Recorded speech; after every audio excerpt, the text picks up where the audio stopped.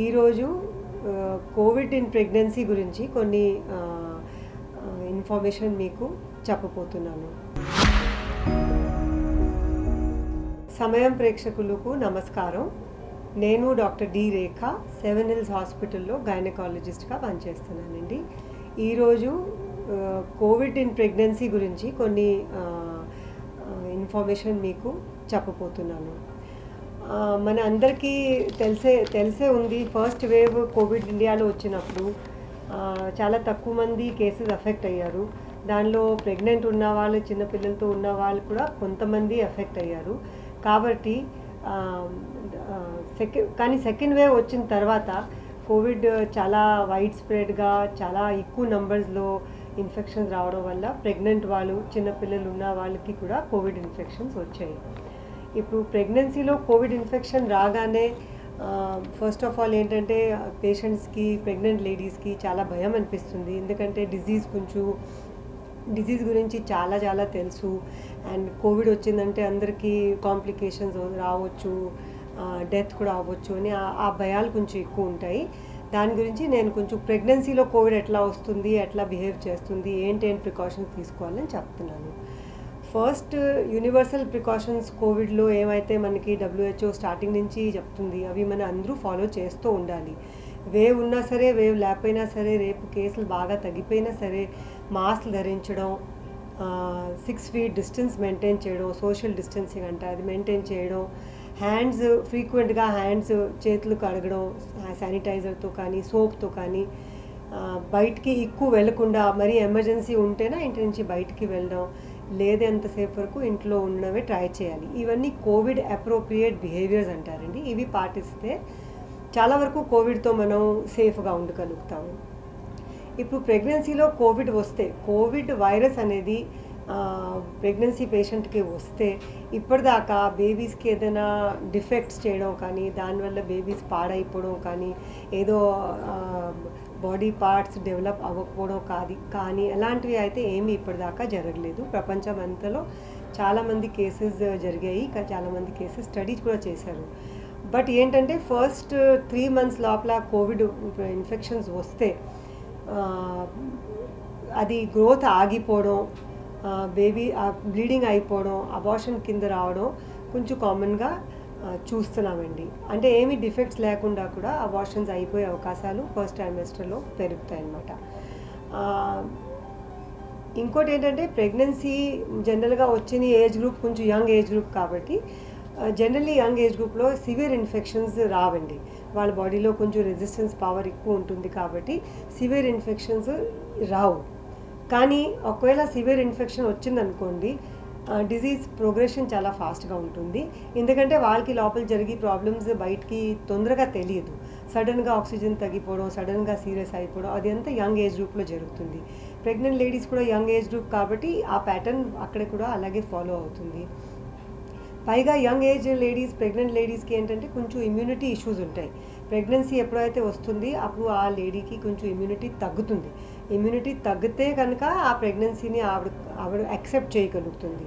చూడండి, లోపల baby blood group వేరేగా ఉండొచ్చు, బేబీలో ఫాదర్ టిష్యూస్ కూడా ఉండొచ్చు, కానీ మదర్ దాన్ని రిజెక్ట్ చేయదు. ఎందుకు చేయట్లేదంటే ఇమ్యూనిటీ తగ్గిపోవడం వల్ల ఆ బేబీని అలా యాక్సెప్ట్ చేసి 9 months వరకు బాడీలో ఉంచగలుగుతుంది. సో ఇప్పుడు థర్డ్ మంత్ దాటిన తర్వాత కోవిడ్ ఇన్ఫెక్షన్స్, 9th month వరకు కోవిడ్ ఇన్ఫెక్షన్స్ వస్తున్నాయి. కామన్గా ఇప్పుడు లేడీస్ ఎఫెక్ట్ అవుతున్నాయి. ఎందుకంటే అందరికీ ఇన్ఫెక్షన్స్ వచ్చినప్పుడు తప్పదు. ప్రెగ్నెంట్ లేడీస్ కూడా ఎప్పుడైనా కోవిడ్ ఇన్ఫెక్షన్ వచ్చే అవకాశాలు ఉంటాయి. మోస్ట్ ఆఫ్ ద టైమ్స్ అది సిమ్టోమాటిక్ అంటారు. అంటే ఏమి సిమ్టమ్స్ కాకుండా జస్ట్ ఇంట్లో ఫ్యామిలీలో ఎవరికి కోవిడ్ వచ్చింది, వీళ్ళు కూడా టెస్ట్ చేయించారు, పాజిటివ్ వచ్చింది, లేదా మైల్డ్గా కాఫ్, కోల్డ్, ఫీవర్ వచ్చి కూడా కోవిడ్ పాజిటివ్ రావచ్చు. ఇలాంటి మైల్డ్ కేసెస్లో, లేదంటే సిమ్టోమాటిక్ కేసెస్లో భయపడాల్సిన పని లేదు. ఫస్ట్ ఆఫ్ ఆల్ ఐసోలేట్ చేయాలి. 2 weeks వరకు వేరే గదిలో ఉండాలి.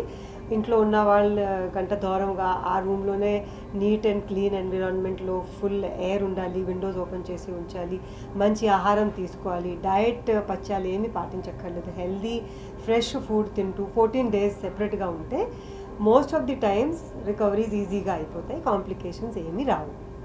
ఒక్కొక్కసారి ఏంటంటే వాళ్ళు fever, cough, cold, body pains అన్ని సిమ్టమ్స్తో పాటు వెళ్ళినప్పుడు అది కొంచెం moderate to severe disease, COVID disease లాగా ఉంటుంది.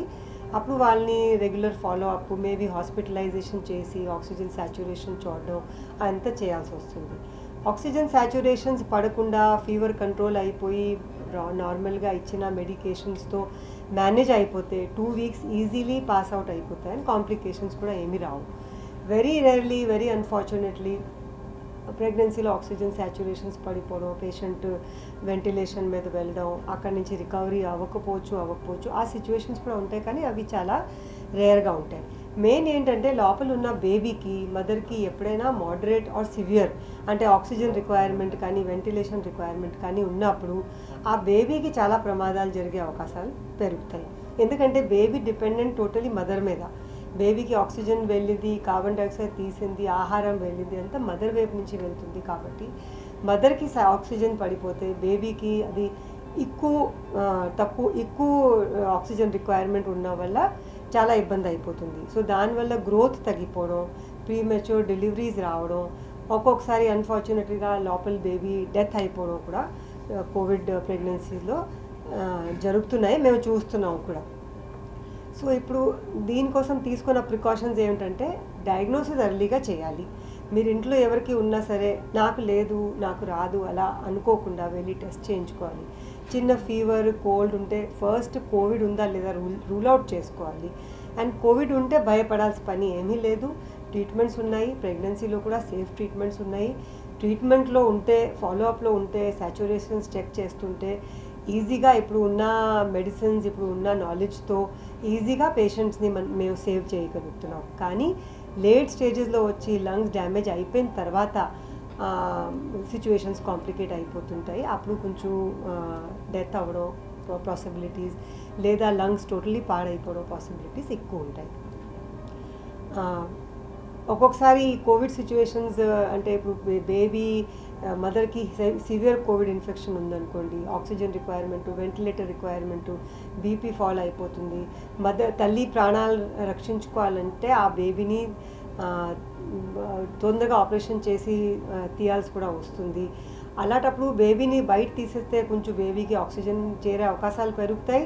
ప్లస్ ఆ బేబీని తీసిన తర్వాత మదర్కి కొంచెం ఆక్సిజన్ రిక్వైర్మెంట్ తగ్గడం, కొంచెం బ్లడ్ ఇంప్రూవ్మెంట్ రావడం జరుగుతాయి అండ్ సేవ్ అయ్యే అవకాశాలు పెరుగుతాయి. కాబట్టి ఒక్కొక్కసారి ఆ హెవీ కోవిడ్ ఇన్ఫెక్షన్లో క్రిటికల్ మదర్ ఉన్నప్పుడు కూడా to save the mother and sometimes the baby, అప్పుడు అర్జెంటుగా సిజేరియన్ చేసి బేబీని తీయాల్సి కూడా వస్తుంది. రెండోది ఏంటంటే ప్రెగ్నెన్సీ యాజ్ సచ్ కొంచెం క్లాటింగ్ ప్రాబ్లమ్స్ ఎక్కువ ఉంటాయి. నార్మల్ పీపుల్ కంటే ప్రెగ్నెంట్ వాళ్ళకి క్లాటింగ్ ప్రాబ్లమ్స్ ఎక్కువ ఉండొచ్చు. కాబట్టి యాజ్ ఇట్ ఈస్ మీకు తెలుసు కోవిడ్లో కూడా క్లాటింగ్స్ ఉంటాయి, డైమర్స్ అన్నీ విని ఉంటారు పేర్లు. సో ప్రెగ్నెంట్ వాళ్ళకి కొంచెం క్లాటింగ్ ప్రాబ్లమ్స్ ఎక్కువ ఉంటాయి. కాబట్టి కోవిడ్ వచ్చిన తర్వాత, రికవరీ అయిన తర్వాత ఈ బ్లడ్ థిన్నింగ్ డ్రగ్స్ వాళ్ళు డెలివరీ అయిన తర్వాత కూడా మేబీ ఒక 6 వీక్స్ వరకు అలా వాడాల్సి వస్తుంది యాజ్ అ ప్రికాషన్. లేదంటే పోస్ట్ కోవిడ్ కాంప్లికేషన్స్ వచ్చే అవకాశాలు ఎక్కువ ఉంటాయి. ఇన్ ఆల్ ఆఫ్ దిస్ ఈ three trimester pregnancies, delivery, post డెలివరీలో మెయిన్ అంటే తల్లి మంచి ఆహారం తీసుకోవాలి, మైండ్ కొంచెం పీస్ఫుల్గా ఉంచాలి. అన్ని రకరకాల కోవిడ్ గురించి న్యూస్ ఆలకించేసి భయపడి ఎమోషనల్గా, సైకలాజికల్గా అఫెక్ట్ అవ్వకుండా కొంచెం లోపల నుంచి ధైర్యం తెచ్చుకొని 14 days డిజీజే కదా, పాస్ అవుట్ అయిపోతుంది అనుకొని మెడికల్ ఎయిడ్ తీసుకుంటూ హ్యాపీగా కోవిడ్ మీద విజయం సాధించవచ్చు. ఇప్పుడు కోవిడ్ లాక్డౌన్స్ రిలాక్స్ అయిన తర్వాత మన సొసైటీలో ఒకటి ఏంటంటే మ్యారేజెస్ చాలా ఫాస్ట్గా జరుగుతుంటాయి. లాస్ట్ టైం కూడా చూసాము, చాలా నంబర్ ఆఫ్ మ్యారేజెస్ జరిగాయి. సో న్యూలీ మ్యారీడ్ ఉమెన్కి నేను ఒకటే అడ్వైజ్ ఇస్తాను, ఈ కోవిడ్ వేవ్స్ తగ్గే వరకు అందరూ almost most of the population పూర్తిగా వ్యాక్సినేట్ అయ్యే వరకు మీరు కూడా as a young women both doses vaccination అయ్యే వరకు ప్రెగ్నెన్సీస్ ప్లాన్ చేయకండి. ఎందుకంటే ప్రెగ్నెన్సీస్ వచ్చినప్పుడు నేను చెప్పినట్టే కాంప్లికేషన్స్ వచ్చే అవకాశాలు కూడా పెరుగుతాయి. కాబట్టి వీలయ్యే వరకు ప్రెగ్నెన్సీ ప్లానింగ్ కోవిడ్ కొంచెం తగ్గిన తర్వాత, లేదా 2 doses వ్యాక్సిన్స్ మీ ఇంట్లో అందరూ మీరు తీసుకున్న తర్వాత ప్లాన్ చేస్తే బెటర్. అలాగే సెకండ్ ప్రెగ్నెన్సీ ప్లాన్ చేసిన వాళ్ళు కూడా ఆ గ్యాప్లో కోవిడ్ వ్యాక్సిన్ తీసుకొని దాని తర్వాత ప్లాన్ చేయడం బెటర్. డెలివరీ అయిపోయిన తర్వాత వాళ్ళు కూడా పోస్ట్ డెలివరీ కూడా Covid vaccines as early as possible తీసుకోవడం బెటర్. ఇప్పటిదాకా గవర్నమెంట్ ఆఫ్ ఇండియా ప్రెగ్నెంట్ లేడీస్కి కోవిడ్ వ్యాక్సినేషన్కి పర్మిషన్ ఇవ్వలేదు. ఆల్దో వరల్డ్ వైడ్ ఇది సేఫే, కానీ వీళ్ళకి కొన్ని గైడ్ లైన్స్ ఉంటాయి. ఆ గైడ్ లైన్స్ క్లియర్ అయిపోయాక వాళ్ళు పర్మిషన్ ఇస్తారు. సో ఆ పర్మిషన్స్ వచ్చే వరకు కనీసం ప్రెగ్నెన్సీ ప్లాన్ చేసిన వాళ్ళు వ్యాక్సిన్ తీసుకొని కొంచెం డిలే చేసుకోవచ్చు. అండ్ సెకండ్ ప్రెగ్నెన్సీ వాళ్ళు కూడా కొంచెం డిలే చేసుకోవచ్చు. సో కాంట్రాసెప్టివ్స్ చాలా ఉంటాయి. కాంట్రాసెప్టివ్ అడ్వైస్ డాక్టర్ దగ్గరికి వచ్చి తీసుకొని మీరు ప్లాన్డ్ వేలో ప్రెగ్నెన్సీకి ప్రొసీడ్ అవుతే బెస్ట్ అవుట్కమ్ వస్తుంది మదర్కి కూడా అండ్ బేబీకి కూడా.